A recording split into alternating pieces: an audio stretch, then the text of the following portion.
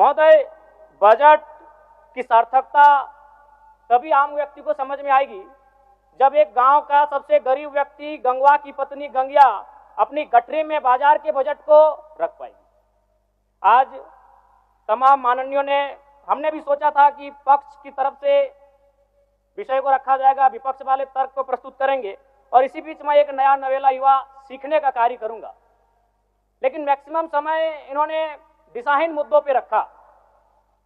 तो मैं, चूंकि मैया सम्मान योजना मूल बिंदु रही, केंद्र बिंदु रही, किसी ने उसे सम्मान कहा, नारियों का सम्मान कहा, महिलाओं का सम्मान कहा, हम लोग भी महिलाओं के सम्मान के पक्षधर हैं।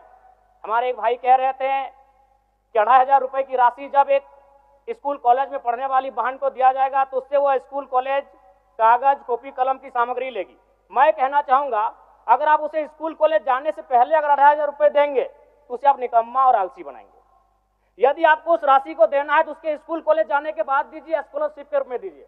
मैं आज पुनः कहूंगा, क्योंकि आप सत्ता पक्ष में हैं, आप संभवतः अपने इस विषय को बचाएंगे, आप अपना पक्ष रखेंगे कि आपने मैया सम्मान योजना एक महान कार्य किया है, लेकिन मैं फिर कहूंगा 18 साल, 25 साल, 30 साल की लड़कियों को जो आप फ्री में 2500 रुपए दे रहे हैं, आप उनकी प्रतिभा को हनन कर रहे हैं, आप उनकी प्रतिभा को नकारात्मक दिशा में ले जाने का कार्य कर रहे हैं। महोदय, मैं इसे आप स्कॉलरशिप का रूप दीजिए।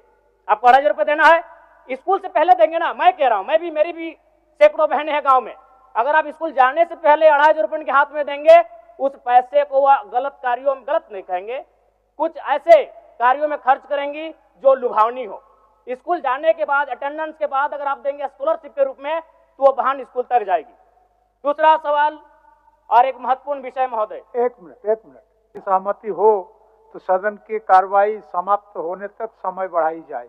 बोलिए, अब समाप्त करिए, बोलिए।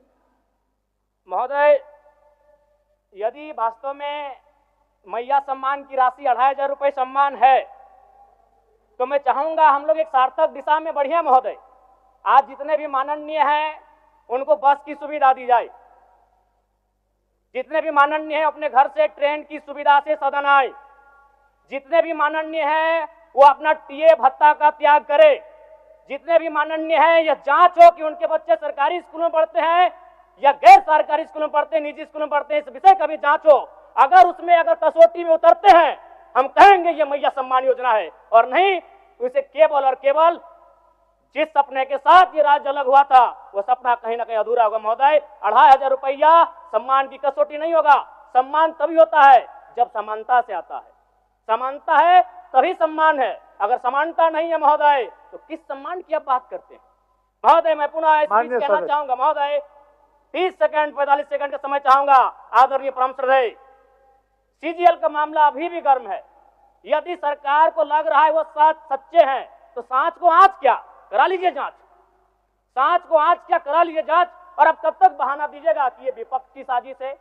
विपक्ष के सारे पे छात्र सड़कों पे नहीं है, सपने टूट रहे हैं, सपने नेशनल नाबूद हो रहे हैं, इसीलिए छात्र सड़कों पर है। और याद रखिएगा, उनके सपनों के बीच कोई आएगा, पहाड़ आए, दरिया आए या चट्टान आए, छात्र टकराएंगे। महोदय, मैं फिर कहूंगा, यदि आप सच हैं तो सच को आंच क्या कराइए जांच, सीजीएल की जांच हो। मैं पुनः कहूंगा, खतियान आधारित स्थानीय नीति, विस्थापन नीति पुनः समीक्षा करते हुए लागू कैसे हो उस दिशा में राज्य को बढ़ना चाहिए। और महत्वपूर्ण विषय महोदय, मैं ये कहना चाहूंगा, हो गया माननीय जयराम कुमार जी, हो गया।